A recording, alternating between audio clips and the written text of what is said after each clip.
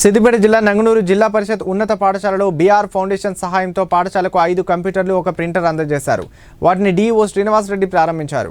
అలాగే బాసర IIITలో 19 మంది విద్యార్థులు సీట్లు సాధించిన సందర్భంగా విద్యార్థులకు వారి తల్లిదండ్రులకు జిల్లా పరిషత్ ఉన్నత పాఠశాల ప్రధానోపాధ్యాయులు రామస్వామి ఆధ్వర్యంలో ఏర్పాటు చేసిన సన్మాన కార్యక్రమానికి ముఖ్య అతిథిగా జిల్లా విద్యాశాఖ అధికారి శ్రీనివాస్ రెడ్డి హాజరయ్యారు.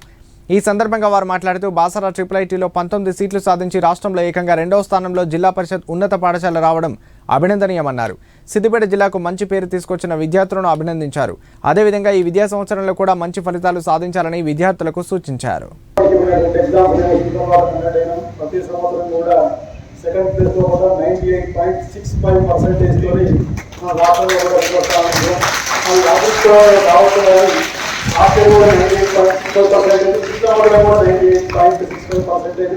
జస్ట్ 2.3% లో కూడా మనం ప్రథమస్థానం లాస్ట్ ఇయర్ అట్లే కోల్పోయాం.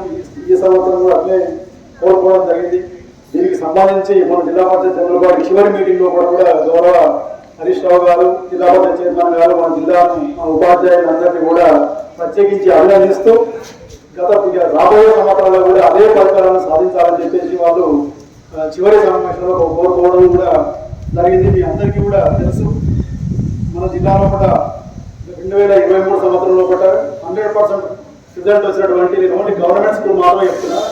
219 మంది 219 స్కూళ్ళు 100% రిజల్ట్ రావడం జరిగింది. 23